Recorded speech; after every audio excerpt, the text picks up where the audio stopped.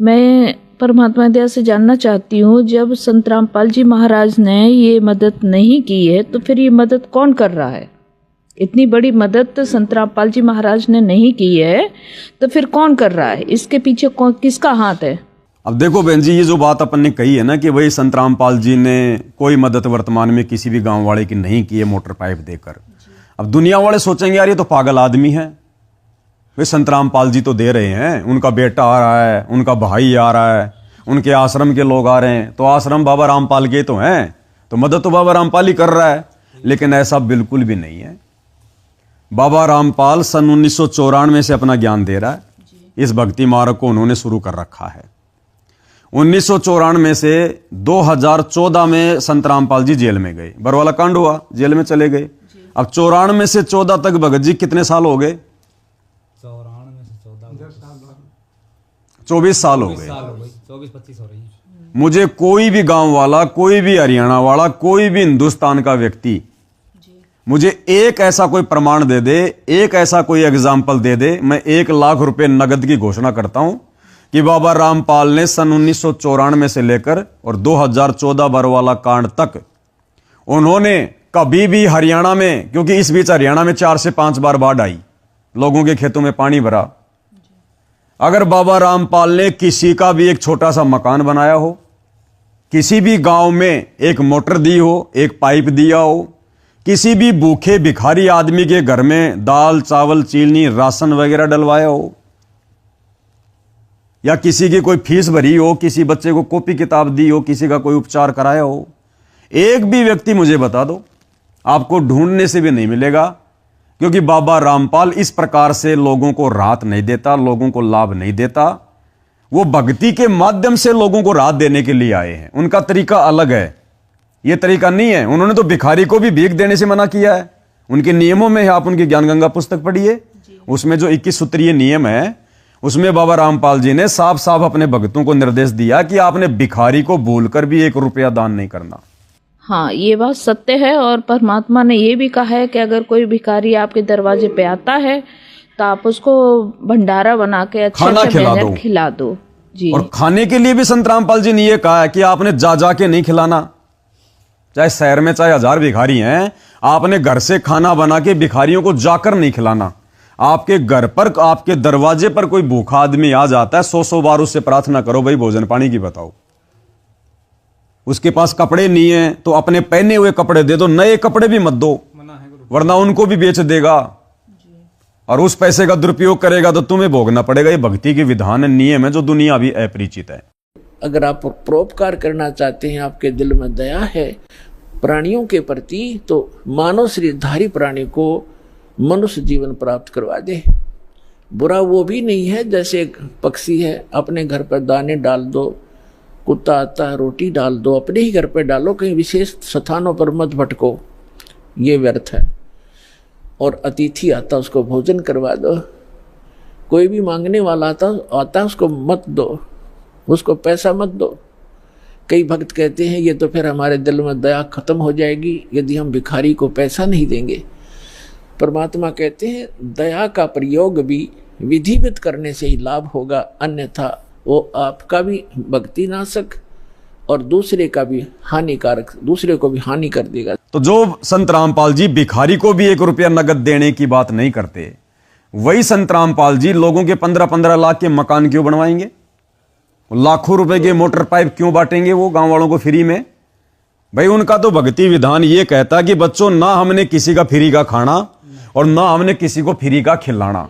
Free का खा लिया तो उसका भार हमारे ऊपर चढ़ेगा, फ्री का खिला दिया तो उसका भार चढ़ेगा, उसके ऊपर भार चढ़ेगा, और अगले जन्म में फिर लेन देन बना रहेगा। कभी तुम गधे बनोगे वो कुम्हार बनेगा, कभी वो कुम्हार बनेगा तुम गधे बनोगे, और इसी प्रकार से लेन देन को तुम अपना उलझेड़े में पड़े रहोगे।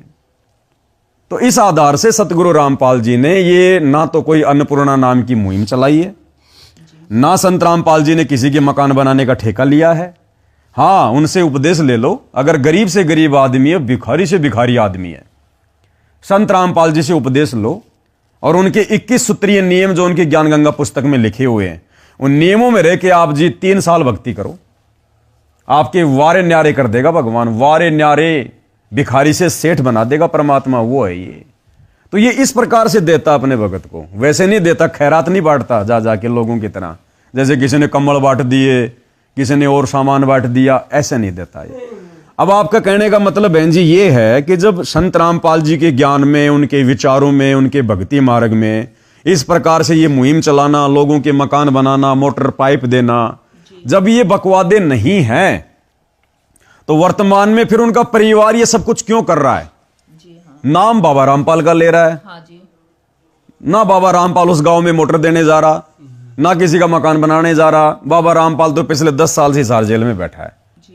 और ना बाबा रामपाल का किसी ने ऐसा कोई ऑडियो सुना, ना कोई वीडियो सुना, ना बाबा रामपाल ने जेल से किसी मीडिया वाले को कहा कि भाई ये मुहिम मैंने चला रखी है, ये मोटर पाइप वगैरह मैं दे रहा हूं, ऐसा कुछ नहीं है। तो मेन सवाल अब ये खड़ा होगा कि अगर बाबा रामपाल नहीं दे रहा, नहीं कर रहा, नहीं उनके भक्ति में है, तो फिर उनके बेटा बेटी, भाई बंधु, रिश्तेदार, ये लोग फिर क्यों इस प्रकार से गांव में मोटर बांट रहे हैं, पाइप बांट रहे हैं, लोगों के मकान बना रहे हैं, जगह जगह राशन बांट रहे हैं, फिर बाबा रामपाल का सम्मान करवाते हैं, बड़ा चढ़ा के पेश कर रहे हैं, जबकि परमात्मा का आदेश ही नहीं है कि हमें किसी से मान सम्मान करना है और न करवाना। जो सच्चा संत होता है बहन जी, वो तो मान बढ़ाई का भूखा होता ही नहीं जी। और परमात्मा है तो परमात्मा तो अपने आप में सम्मानित है, उसका कौन क्या सम्मान कर देगा बताओ फिर। अब ये इसके पीछे का जो रीजन है, अब ये रीजन बहन जी संत रामपाल जी की 90% संगत को भी पता नहीं है। तो बताओ बेचारे गांव वालों को, नगर वालों को, देशवासियों को कहां से पता चलेगा भगत जी। अब ये मेन रीजन क्या है जी। अब देखो, अब ये भक्ति मार्ग है। अब जो चीजें आप और हमें समझ में आ गई वो जगत वालों को तो 10 साल पहले नहीं आनी। लेकिन इस संदेश के माध्यम से हमारे जो भगत भाई हैं, जो अभी भी उन आश्रम वालों के पीछे जो है वो फंसे हुए हैं, उनके कहने से चल रहे हैं, वो जरूर समझ जाएंगे थोड़ा थोड़ा। तो चक्कर क्या है बहन जी, भक्ति मार्ग में एक नियम है, एक रूल है, यदि आपने वास्तव में मोक्ष प्राप्त करना है तो जी। देखो, मोक्ष तो उसको भी कहते हैं जो मरने के बाद में स्वर्ग में चला गया, मोक्ष उसको भी कहते हैं जो ब्रह्मलोक में चला गया, लेकिन वो मोक्ष स्थायी नहीं है। अब गुरुजी ने हमें इस वेदों से, गीता से, पुराण से, शास्त्रों से समझा दिया कि बेटा वो पूर्ण मुक्ति नहीं है। पूर्ण मुक्ति है सतलोक की। जब तुम सचखंड चले जाओगे, सतलोक चले जाओगे, जहां पर आदरणीय जो है नानक जी गए थे, उस सतलोक में जब तुम चले जाओगे, फिर तुम्हें वापस लौटकर इस संसार में आना नहीं पड़ेगा, जन्म मरण के चक्कर में नहीं रहना, गधा कुत्ता सुअर नहीं बनना, सदा सदा के लिए उस लोक में जो यहां से अरबों खरबों गुना ज्यादा सुंदर, अच्छा, टिकाऊ, अविनाशी लोक है, उसमें मुफ्त में सारी सुविधा है। ना कोई राग द्वेष, ना ईर्ष्या, ना लड़ाई झगड़ा, ना मनमुटाव, ना मरना, ना बूढ़ा होना, ना कोई काम धंधा करना, कुछ नहीं। असल में हम वहां के हैं, सभी जितने भी यहां प्राणी, गधे कुत्ते सुअर, इंसान, राजा मंत्री, पद आम इंसान, हम सब काल के चक्कर में यहां फंस गए। इसके पीछे एक बहुत गहरी एक इसकी काल की एक साजिश थी। तो वो साजिश समझ में आएगी जब आप यूट्यूब पर संत रामपाल जी के सत्संग सुनेंगे और सत्संगों में जब आप सृष्टि रचना को सुनेंगे, तब समझ में आएगा हम कौन हैं, कहां से आए थे, क्यों जन्म रहे हैं, क्यों मर रहे हैं, भगवान कौन है, कैसा है, सामने क्यों नहीं आता है, भगवान है तो फिर हमें भगवान वाले लाभ क्यों नहीं मिल रहे। हम तो मंदिर में जा रहे हैं, मस्जिद में जा रहे हैं, भक्ति भी कर रहे हैं, फिर भी सारे दुखों के पहाड़ टूट रहे हैं, फिर भगवान की क्या जरूरत है। तो ये सारी बातें जब तक हम संत रामपाल जी के मुख से सृष्टि रचना से नहीं सुनेंगे, हमें समझ में नहीं आने वाले। हम अपने मुद्दे पे चलते हैं जी।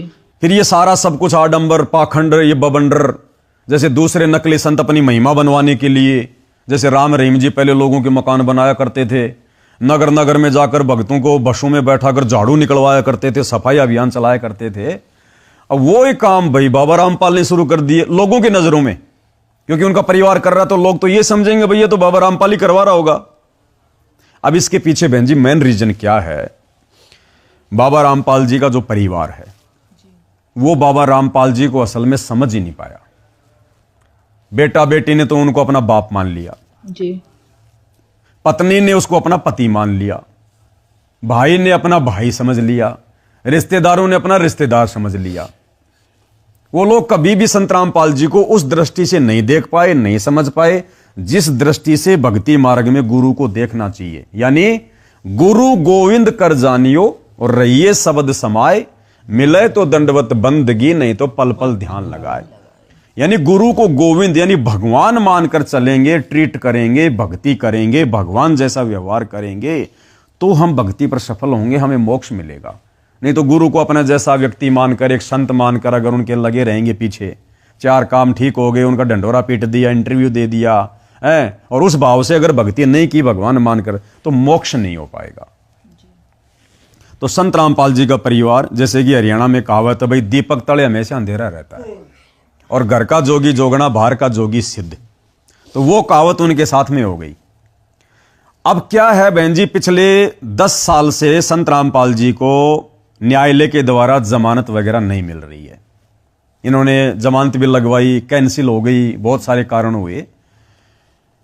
अब ये लोग क्या कर रहे हैं, एक कोशिश में है कि जैसे तैसे करके संत रामपाल जी की जमानत हो जाए, क्योंकि ये संत रामपाल जी को एक आम व्यक्ति मान रहे हैं, एक आम संत मान रहे हैं। अब दुनिया में तो ढंढोरा पीट रहे हैं कि संत रामपाल जी भगवान है, भगवान है। अगर तुम्हारी नजरों में, अगर तुम लोगों ने पहचान लिया कि संत रामपाल जी भगवान हैं, देखो वे तो भगवान हैं, नो डाउट। जी बिल्कुल। मेरा कहने का मतलब है, यदि संत रामपाल जी के परिवार ने उनको समझ लिया कि ये भगवान है, तो फिर जमानत के लिए टेंशन काहे की? जमानत के लिए फिर पैर पीटने की जरूरत काहे की? अगर भगवान है तो फिर अपने हिसाब से कुछ सोच समझ के जेल गया होगा ना। बिल्कुल सही बात है। और भगवान है तो फिर हमारे निकालने से आ जाएगा क्या? क्या सरकार के अंदर डालने से गया है क्या? अगर भगवान है तो उसकी भी तो फिर कोई मर्जी होगी। भाई हमारे जैसा इंसान तो है नहीं। आज मेरे पीछे बहन जी पूरी दुनिया क्यों नहीं लग रही? आज लाखों करोड़ों लोग मेरे चेले बनकर मेरी जय जयकार क्यों नहीं कर रहे? क्योंकि वो काबिलियत हमारे अंदर नहीं, हम जीव हैं 2 कोटि के। उनके पीछे करोड़ों का जन सैलाब है। आज उनके जेल जाने के बाद भी, मतलब इतने भगत उनके आश्रम में रहते सहते नहीं थे जितने उनके जेल जाने के बाद बन गए। तो कुछ तो होगा। बिल्कुल होगा भी। तो अगर ये लोग ढोल पीटते हैं कि भाई हमारे गुरु जी भगवान है, संत रामपाल जी भगवान है, परमात्मा है, साक्षात कबीर जी हैं, तो फिर ये इतनी टेंशन क्यों ले रहे भाई? फिर भगवान की भी कोई मर्जी होगी, भगवान भी अपने हिसाब से गया होगा, हिसाब से आएगा। लेकिन इन्होंने क्या किया, गुरु को मानुष मान लिया।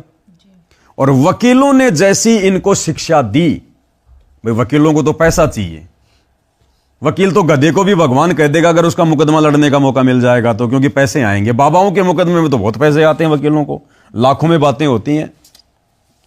तो जैसी वकीलों ने कानून के आधार से संत रामपाल जी के परिवार को सलाह दी, इस परिवार ने गुरु को मानुष मानकर, उस वकील को गुरु से बड़ा मानकर कि वकील के दिखाए रास्ते से संत रामपाल जी जेल से बाहर आएंगे, इन्होंने वैसा ही सब कुछ करना शुरू कर दिया। और उसी का नतीजा है ये अन्नपूर्णा मुहिम। उसी का है ये जो मुहिम चला रखी है ना अन्नपूर्णा, ये उसी का नतीजा है। क्योंकि आप लोगों ने देखा होगा, जब जब संत रामपाल जी की उनके परिवार ने जमानत लगाई है, तो हाई कोर्ट ने या फिर हिसार कोर्ट ने यह कहकर उनकी जमानत अर्जी खारिज की है कि भाई संत रामपाल जी की संगत का रवैया ठीक नहीं है, और संत रामपाल जी का जो इतिहास है वो बिगड़ा हुआ है उन लोगों की नजरों में। क्योंकि जैसे क्रोथा कांड हुआ, फिर बरवाला कांड हुआ। अब बरवाला कांड में तो संत रामपाल जी का परिवार ही देखो अपनी मिलिट्री बना के खड़ा हुआ था, भक्तों को काले कपड़े पहना के, कमांडो बना के, हाथों में लठ पत्थर, बंदूक, पेट्रोल पंप। जिस प्रकार से 300 पुलिस वालों को घायल कर दिया वहां पर, पूरे देश की मीडिया ने दिखाया। 20-25 हजार पुलिस फोर्स वहां पे पड़ी रही, तो सबकी नजरों में आ गए संत रामपाल जी। जी हाँ, है कि नहीं? तो लोगों की नजरों में तो संत रामपाल जी की छवि उनके परिवार ने उल्टी बना रखी है बरवाला कांड के माध्यम से, कि भाई ये संत के काम नहीं हो सकते इस प्रकार के। जी हाँ। अगर संत रामपाल जी भारतीय संविधान का सम्मान अगर वो कर रहे होते, तो उनको अपनी प्राइवेट आर्मी खड़ी करने की क्या जरूरत थी? पुलिस वालों के सामने लड़ाई झगड़ा करने की क्या जरूरत थी? अगर वो भगवान थे, समर शक्ति थे, भारतीय संविधान का यदि सम्मान वो कर रहे हैं, तो चुपचाप चले जाते पुलिस वालों के साथ में, कोर्ट जैसा भी न्याय करता उस हिसाब से भाई, और अपने संगत को बोल देते भैया तुम शांत रहो, चुप रहो, ऐसा कुछ भी नहीं है, होगा सो परमात्मा देखेगा। तो इन लोगों ने एक उल्टी छवि जजों के दिमाग में, समाज के दिमाग में पैदा कर दी संत रामपाल जी के प्रति, बरवाला कांड करवाकर अपने उल्टे आचरणों से। ठीक है, अब कोर्ट हर बार यह कहकर जमानत याचिका खारिज कर देता है कि भाई यदि हमने एक बार संत रामपाल जी को जमानत दे दी, हमारे लिए दोबारा उनको पकड़ कर लेकर आना तारीख पर बड़ा मुश्किल हो जाएगा। क्योंकि बरवाला कांड में देखो हमें कितनी मशक्कत करनी पड़ी, 300 पुलिस वाले घायल हो गए, 20,000 फोर्स लगानी पड़ी, 28 करोड़ रुपया हरियाणा सरकार का खर्च हो गया। तो जज ये कह रहे हैं कि भाई हम ऐसी आफत मोल नहीं लेंगे। अब तो इनके भक्तों की संख्या और भी बढ़ गई, अब तो पता नहीं क्या क्या कर देंगे, आने नहीं देंगे, ये डाउट हो गया हैं? बहुत बड़ा लड़ाई झगड़ा हो जाएगा। तो हर बार ये कहकर कि भाई समाज में इनकी छवि अच्छी नहीं है, साफ सुथरी छवि इनकी नहीं है, इसलिए हम इनकी जमानत याचिका कैंसिल करते हैं। कमांडो भी बना के खड़े कर दिए। हाँ, हमारे जैसे लोगों को काले कपड़े पहना के बरवाला कांड में खड़ा कर दिया कि गुरुजी का आदेश है, जबकि गुरुजी से किसी ने सुना ही नहीं। गुरुजी को पता ही नहीं कमांडो है। अब गुरुजी को गुरुजी ना सामने आए, ना गुरुजी ने अपना कोई बयान दिया। गुरुजी ने तो बाद में जब पुलिस आई, गुरुजी पुलिस के साथ गए, तब गुरुजी ने किया खुलासा कि भैया मैंने तो कोई कमांडो नहीं बनाए थे। ये जो राष्ट्रीय समाज सेवा समिति जो बनी हुई है, जो मेरे परिवार ने ये 150 आदमियों की जो ये समिति बना रखी है, मेरी समिति तो नहीं है, मैंने तो नहीं बनाई है, ना मेरा कोई कमांडो है। गुरुजी ने तो क्लियर कर दिया। हाँ, मीडिया के सामने परमात्मा ने ये बोला है, देखा होगा आपने वीडियो। जी हाँ, देखा है। आपके ऊपर इतने इल्जाम है सर, आपके ऊपर इतने इल्जाम झूठे कैसे हैं आपके ऊपर? आपके गुंडे इतने खड़े थे वहाँ पे, हजारों आदमी हरियाणा पुलिस से। मेरे नीचे राष्ट्रीय समाज सेवा समिति नहीं तो आपकी समिति है। अरे आपकी समिति है बाबा, आप अपने आप को संत कहते हैं, आप संत कहने लायक भी हैं। आप आपसे भी ये जवाब दीजिए, आपके वहाँ इतनी फोर्स, इतने गुंडे, इतने आर्मी खड़ी है हरियाणा पुलिस के ऊपर। तो गुरुजी की छवि जो है, गुरुजी के परिवार ने ही समाज के सामने, न्यायालय के सामने धूमिल कर रखी है। तो हर बार यह कहकर न्यायालय जमानत याचिका खारिज कर देता है कि भैया इनको पकड़ना दोबारा मुश्किल होगा, ये ठीक ठाक आदमी नहीं है।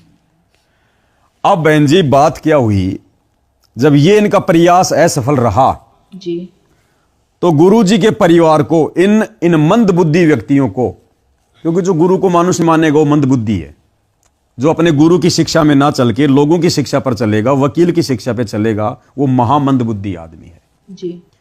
तो वकीलों ने फिर मीटिंग करके ये सलाह दी सतलोक आश्रम वालों को कि भैया देखो, बार बार जमानत याचिका खारिज होने का एक ही कारण है, आप लोगों ने किसी भी तरह से संत रामपाल जी को सामाजिक व्यक्ति घोषित करना पड़ेगा।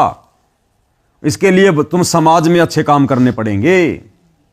संत रामपाल जी की छवि को तुमने साफ सुथरी बनाना पड़ेगा लोगों की नजरों में। इसलिए बहन जी इन लोगों ने संत रामपाल जी की जमानत करवाने के मकसद से, उनको मानुष समझकर और समाज में उनकी बिगड़ी हुई छवि को दोबारा से सुधारने के मकसद से, उन वकीलों की सलाह पर इन लोगों ने इस अन्नपूर्णा मुहिम की शुरुआत की कि हम 150 लोगों के अलग अलग गांव में मकान बना देंगे।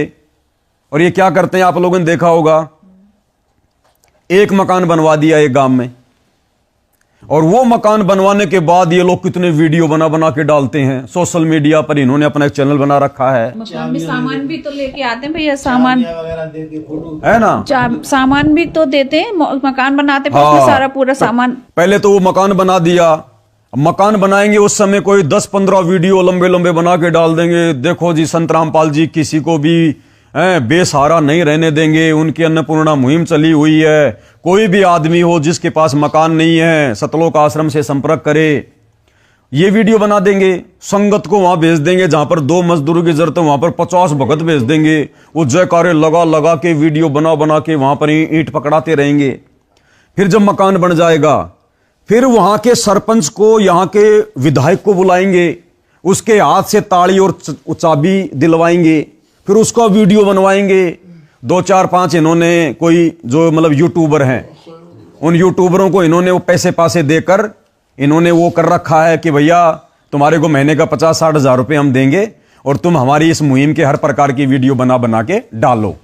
मकसद क्या है, संत रामपाल जी को सामाजिक आदमी घोषित करना कि भाई समाज संत रामपाल जी के विरोध में नहीं है ये। और फिर मकान बन गया, फिर मकान बनने के बाद बाहर फिर उसके वो लगाएंगे, वो एक बड़ा सा वो पत्थर लगवाएंगे, मुनिंदर धर्मार्थ ट्रस्ट संत रामपाल जी महाराज जी के भगत का यानी मतलब सुदामा का घर कुछ ऐसा करके अन्नपूर्णा मुहिम के तहत, ताकि पूरे गांव को पता चल जाए भाई संत रामपाल जी ने बढ़िया काम कर दिया, लोग उनके धीरे धीरे समर्थन में आ जाएं।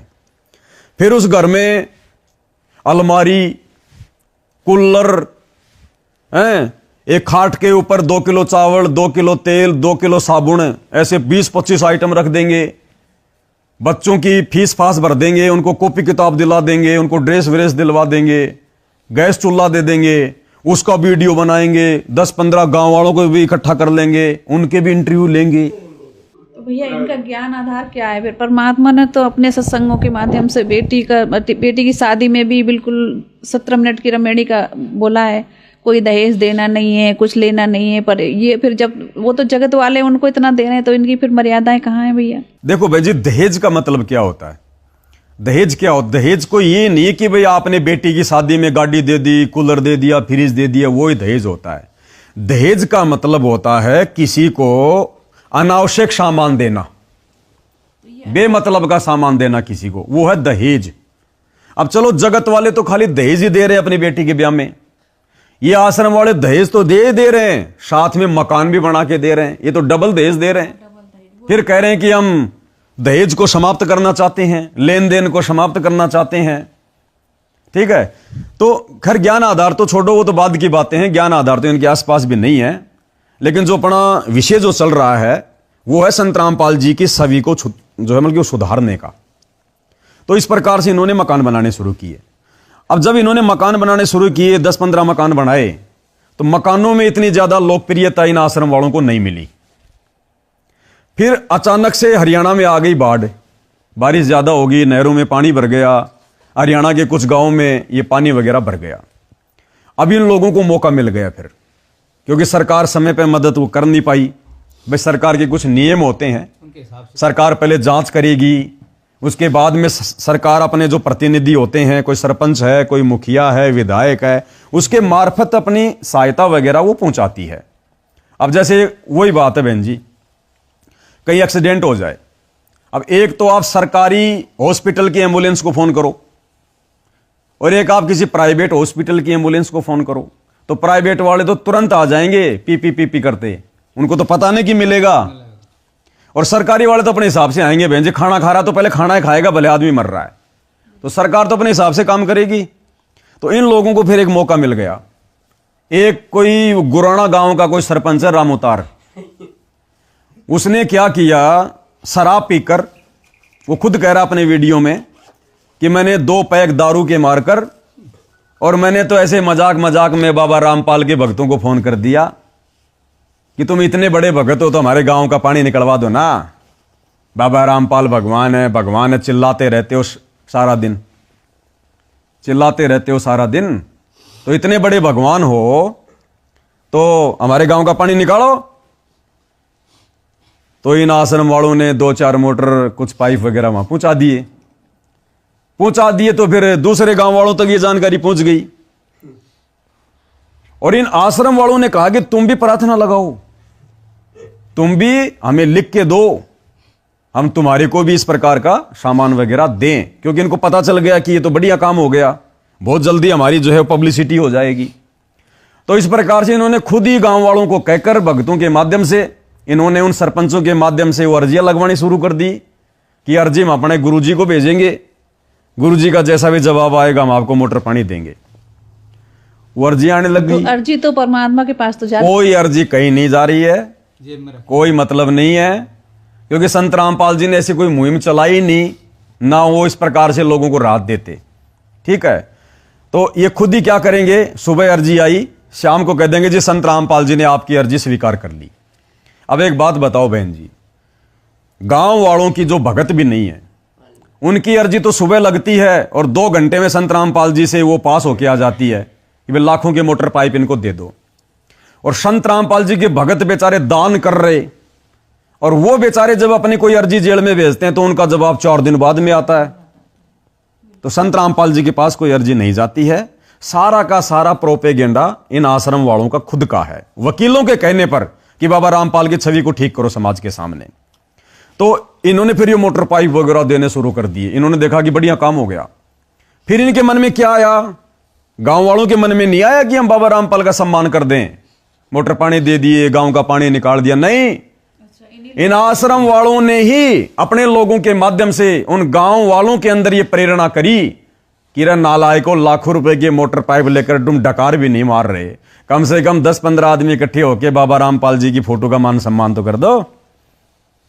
तो इस प्रकार से फिर भाई गांव वालों ने फिर क्या करें, इतना फर्ज तो गांव वालों को भी बनता है। फिर भाई लाखों रुपए दे दिए, सरकार ने मेरी मदद नहीं की, इन लोगों ने दे दिए, तो चलो ऐसा करो, मान सम्मान कर दो, अपना क्या जाता है। फिर साथ में आश्रम वालों ने यह भी उन गांव वालों से कहलवा दिया, अपने लोगों से, कि भाई तुम्हारी फिटकड़ी भी नहीं लगेगी, तुम तो केवल मान सम्मान करने के लिए जो डेट हम तुम्हें बताएं उस डेट को तुम तैयार रहो। तुम जिस जगह पर मान सम्मान तुम करोगे वहां पर चाहे 5 लाख का टेंट लगो, चाहे 20 लाख का लगो, वो हम शतलोक आश्रम वाले लगाएंगे। आने वालों के लिए खाने पीने की, लड्डू की, चाय पानी की सारी व्यवस्था हम करेंगे। आप देख रहे हो ना, शतलोक आश्रमों में हजारों भाई बहन इकट्ठे होकर वो लड्डू बना रहे होते हैं कि फलानी फलानी जगह गुरु जी को सम्मानित किया जाएगा। तो ये सारा का सारा जो खर्चा होता है मान सम्मान का, चाहे 1 करोड़ का हो, चाहे 10 लाख का हो, ये सब शतलोक आश्रम वाले अपनी तरफ से करते हैं। गांव वालों की तो माचिस की एक वो तिल्ली भी नहीं लगती दीपक जलाने में। तो गांव वाले क्यों नहीं आएंगे, क्यों नहीं इकट्ठा होंगे? तो फिर ये मान सम्मान का इन्होंने प्रोग्राम करवाने शुरू किए और वहां भीड़ ज्यादा से ज्यादा आए। उसके लिए क्या, इन्होंने नाचने वाली लड़कियां बुलानी शुरू कर दी। आपने देखा होगा गांव धीरणवास में, गांव डाया में, और अभी ये जो जुलाना के जो शादीपुर में जो प्रोग्राम हुआ है, आपने देखा वहां पर सरेआम किस प्रकार से लड़कियां संत रामपाल जी के प्रोग्राम में नाच रही हैं, डांस कर रही हैं। दूसरे लोग रागनियां गा रहे हैं, म्यूजिक बजा रहे हैं, तबले बजा रहे हैं। अब ये तबला बजाना, ढोलक पेटी बजाना, नाचना गाना, ये तो नकली संतों के कार्यक्रम में भी नहीं होता। हाँ, उन्होंने परमात्मा ने तो अपने सत्संगों में भैया कहा है, कोई अपने को ताली बजाने को मना किया है और वैसे भी ढोल बजाइए तो अपने ताली के लिए भी मना करते हैं गुरु जी कि सत्संग में तो नाड़ भी नहीं हिलनी चाहिए, नाड़ भी, वरना वो ढेड आदमी है। नाचना गाना बजाना ये संतों के काम नहीं, पाखंडियों के काम होते हैं।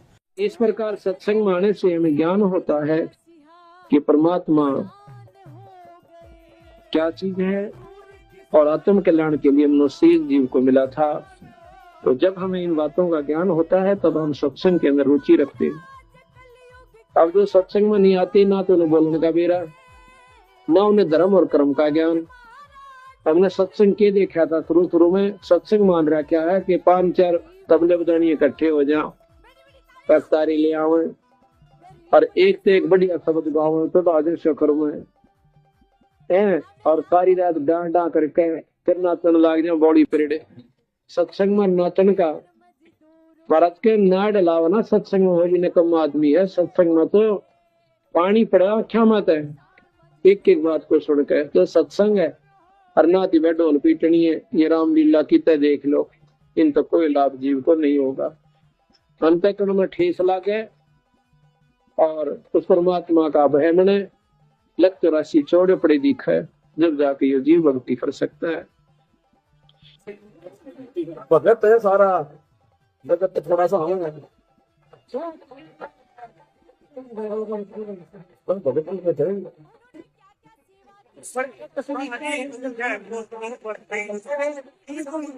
भगत ही रहा है। अब इस पाखंड को तो खत्म करने के लिए गुरु जी आए। तो इन लोगों ने बहन जी इस प्रकार से इस अन्नपूर्णा मुहिम को चलाया है। यह अन्नपूर्णा मुहिम संत रामपाल जी के आदेश से, उनकी तरफ से नहीं है। उनके परिवार वाले उनको मानुष मानकर वकीलों की सलाह पर, ताकि संत रामपाल जी को जमानत मिल जाए। उससे पहले इन्होंने हरियाणा की बीजेपी सरकार के पैर पकड़ लिए, क्योंकि बीजेपी सरकार है और एक जो व्यक्ति है जो जेल मंत्री था, अब तो शायद उसको हटा दिया गया है, क्या नाम था उसका, हाँ, डॉक्टर अरविंद शर्मा, जो हरियाणा सरकार में जेल मंत्री था। उसके साथ देखो इन्होंने किस प्रकार से यारी दोस्ती करी। हरियाणा के मुख्यमंत्री की परशुराम जयंती में मीटिंग, किस प्रकार से रातों रात सतलोक आश्रम धनाना में 700 हरियाणा रोडवेज की बसें भेज दी गई और आश्रम वालों ने भक्तों को बैठा दिया उन बसों में मुख्यमंत्री की रैली में भीड़ के रूप में। इतना रोड तक ले जाने की ताई और आश्रम में लाने की ताई देखो लाइन तो लग रही है जितनी भी रोडवेज बस संतराम पाल जी महाराज के आश्रम में बंदी छोड़ की दया आगे आके अनक्के में नहीं दिखेगा। एक ही चीज दिखेगी संतराम पाल जी महाराज और संतराम पाल जी महाराज के होगा सच्चा है भाई सच्चा है सारा सौदा गैंग है मेरे यार। ये देखो बंदी छोड़ की दया तो भीड़ लाग रही है नहीं बड़ी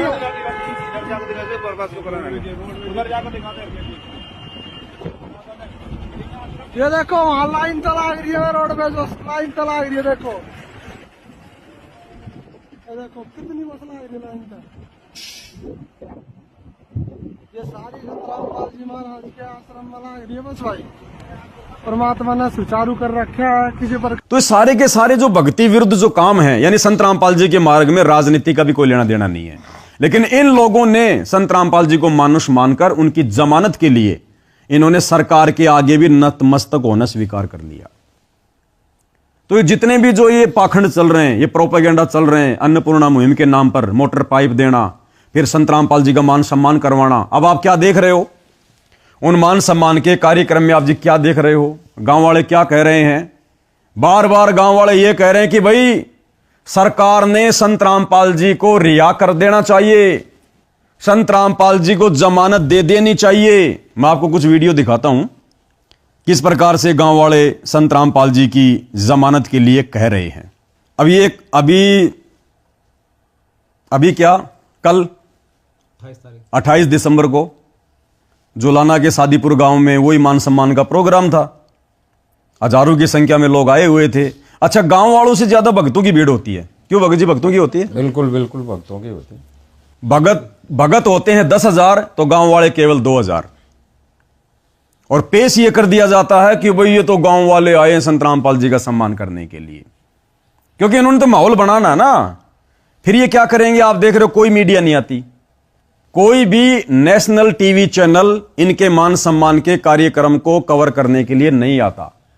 कोई भी अखबार, चाहे वो दैनिक जागरण हो, दैनिक भास्कर हो, राजस्थान पत्रिका हो, कुछ भी हो, कोई भी अखबार नहीं आता। फिर ये क्या करेंगे? उस प्रोग्राम के दूसरे दिन 50,000 या लाख रुपए देंगे और दैनिक भास्कर में हाफ पेज में बड़ा सा एक अपना एड निकलवाएंगे पैसे देकर। अखबार वाले नहीं छाप दे, मीडिया वाले नहीं दिखाते 1 मिनट का भी इनका प्रोग्राम, क्योंकि छवि उल्टी बैठा रखी है ना इन लोगों ने संत रामपाल जी के लोगों के दिलो दिमाग में।